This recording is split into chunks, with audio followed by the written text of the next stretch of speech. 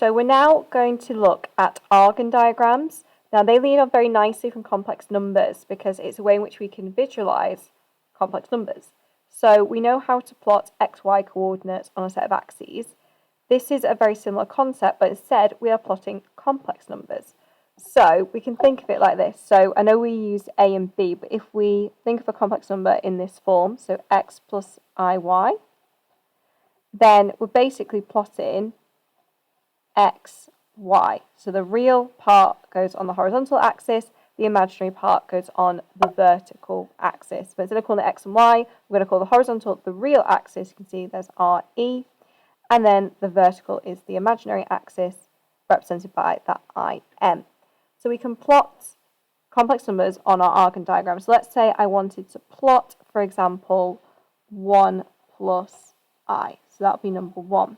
So we're going to go 1 on our real axis and then 1 on our imaginary axis. So we're going to just put a dot here. Now you can represent it by a dot, you can represent it by a cross, and you can also draw a line if you want to, but you don't need to. So I'll just draw a line on this one, but you don't need to do so. So that's number 1. Number 2, so if we did minus 1 plus 2i, so that's minus 1 in the real, and then positive 2 in the imaginary, so that would be up here. We did 2 minus 3i, it's very self-explanatory this bit, so 2 in the real, and then negative 3 in the imaginary, so that's going to be down here at number 3. Now, if we had something like this, where we don't have a real part, then that means we are going to just be on the imaginary axis because there is no real part. So minus 2i, it would be down here. And then if we had something like this, minus 2 plus 3i, just expand that out. So that gives us positive 2i minus 3. Then if you want to rewrite that in the form a plus bi or x plus iy, whatever you want to do it as. So you've got the real bit and then the imaginary bit. So it's minus 3 in the real and 2 in the imaginary. So that would be up here. So it's very simple, just like plotting coordinates. So let's now have a look at this question here. So it says z1 is 2 plus 5i, z2 is 4 plus 2i, show z1, z2 and z1 minus z2 on an Argand diagram. So we can plot these two relatively easily. 2 plus 5i is just going to be right up here. That's z1. z2 is 4 plus 2i, so 4 in the real, and then plus 2i would be here, so that's z2. And z1 minus z2, you're just going to take them away from each other, figure out what's left, and then plot that. So we're going to end up with 2 minus 4, which would be minus 2, and then your 5i plus, take away your plus 2i, that is going to get you plus 3i. So we just now need to plot that on our Argand diagram. So minus 2 is going to be over here in our real, and then plus 3 is going to be right here. And that is going to be z1 minus z2. So it doesn't really get more complicated than that at this level. So now we're going to look at the modulus and argument of Argand diagrams. So let's first of all plot this on our Argand diagram. So 4 plus 3i. Put a dot there. And I'm going to make a line, and hopefully it'll make a bit more sense why I'm going to draw a line in a moment. Let's say I wanted to find the length of that line there. How could I find the length of that line? Well, I'm hoping we see a right-angled triangle and see Pythagoras with a height of 3 and a base of 4. So if I wanted to find the distance of that line, I would simply just do 3 squared plus 4 squared, square rooted, and that would get me 5. And that would be the length of that line. So this length here is actually what is called our modulus. Now, if you've done anything with vectors, you'll know that's how you find the modulus of a vector, you will find, you'll do Pythagoras on it. So it's the same here, and it just gives us the length of that line. So we normally write it like this, the modulus of z, z being our complex number, so that is equal to the modulus of 4 plus 3i, and then that is 5. So that's the way we represent the modulus of our complex number with those lines there. So now let's have a look at the angle here. Let's think about how we work out that angle. Well, it's a right angle triangle, so I'm hoping we think trigonometry. Trigonometry with the opposite being 3, the adjacent being 4. So if we want to find that angle, it would be tan inverse O over A, which would be 3 over 4. Just need to evaluate this now, but we have to do so in radians. Now, radians are basically another way in which we measure angles, and you'll come across that in year 13 in regular A-level maths. But basically, if 360 degrees, that is 2 pi radians. 180 degrees is pi radians. So the values, the key values are normally in terms of pi. There's more information you can look at for radians, but that's sort of the basics that you need to know for this. So if we're going to do that in radians, first of all, you need to make sure your calculator's in radians. So if we do shift and then set up, and then for angle, make sure you're in rad. So then let's do tan inverse 3 over 4, and that will get us 0.64.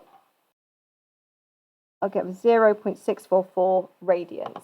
Now, this is what is known as the argument of our complex number. So we put arg z, and we say that is equal to 6.44. There's a little bit more to the argument, which we'll talk about in a moment. So the basics, so modulus, we know is just the length of that line.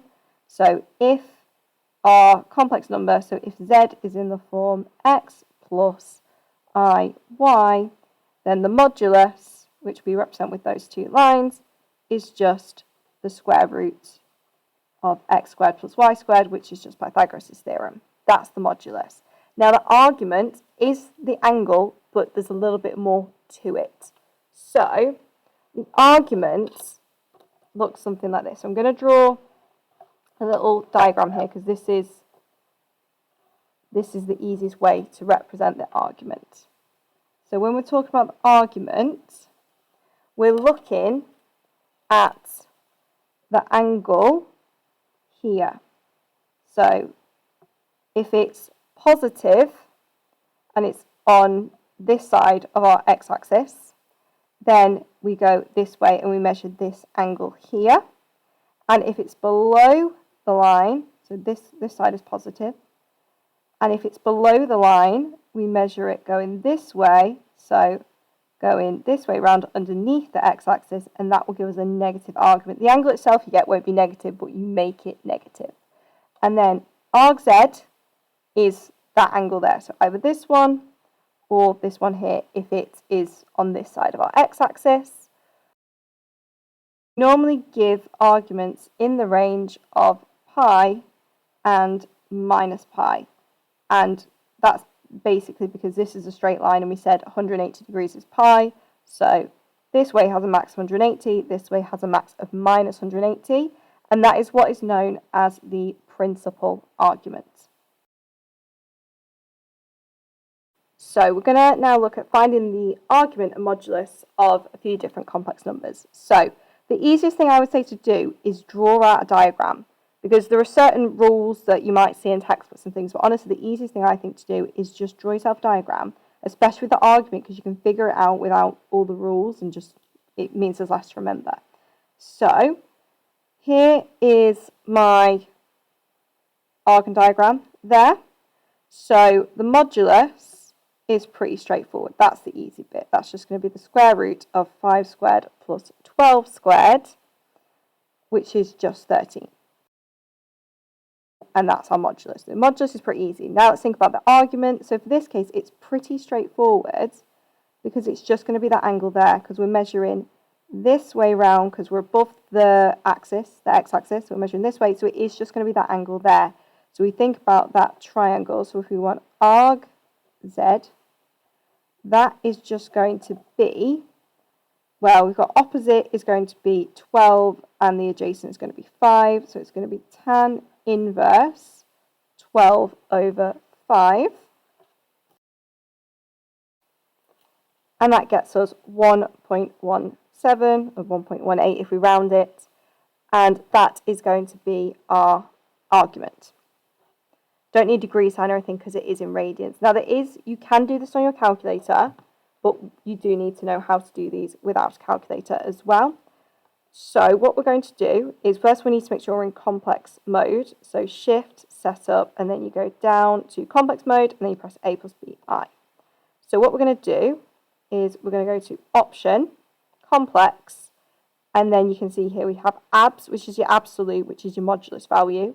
So let's type in, so it was 5 plus 12i, and then that gives us our modulus, and then arguments, put it in brackets, 5 plus 12i,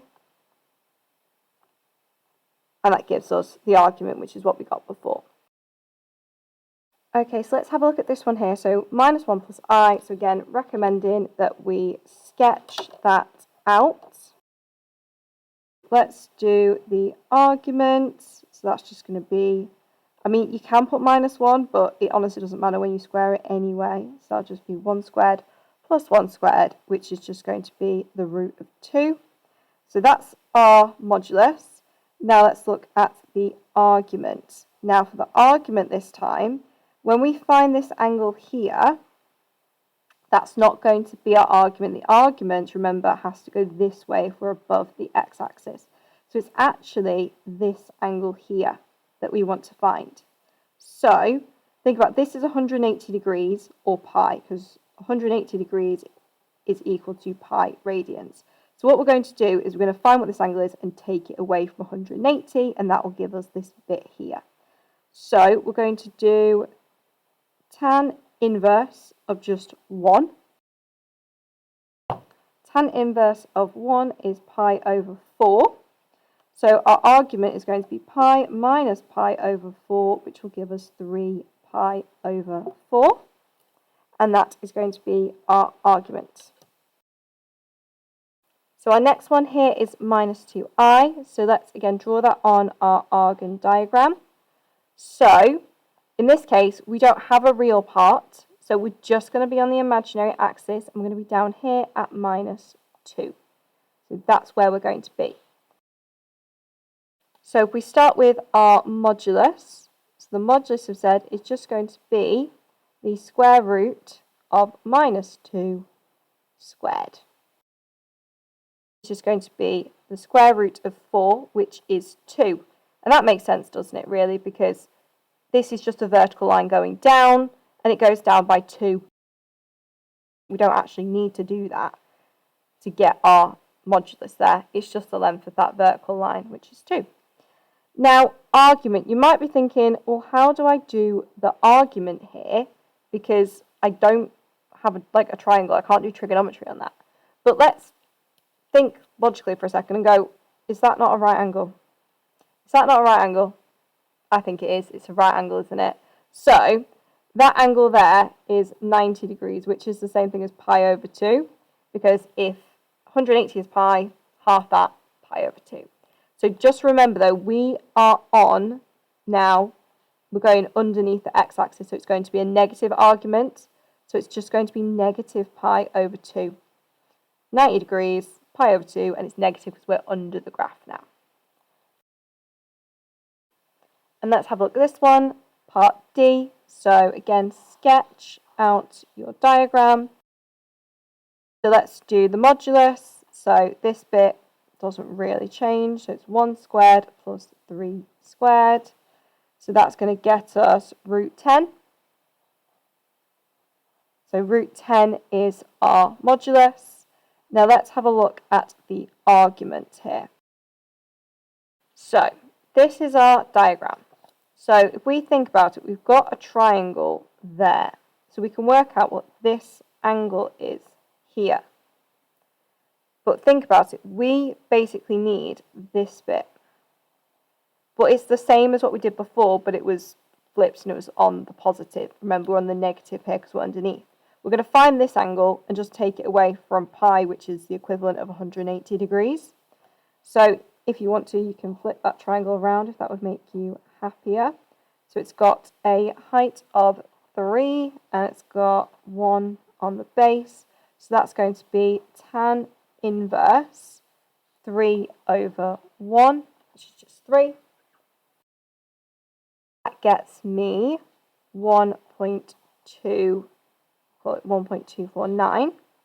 And then I just need to take that away from pi because I need this bit. So this is 180 degrees minus that gets us this bit. 180 degrees is pi. So let's do pi minus 1.249.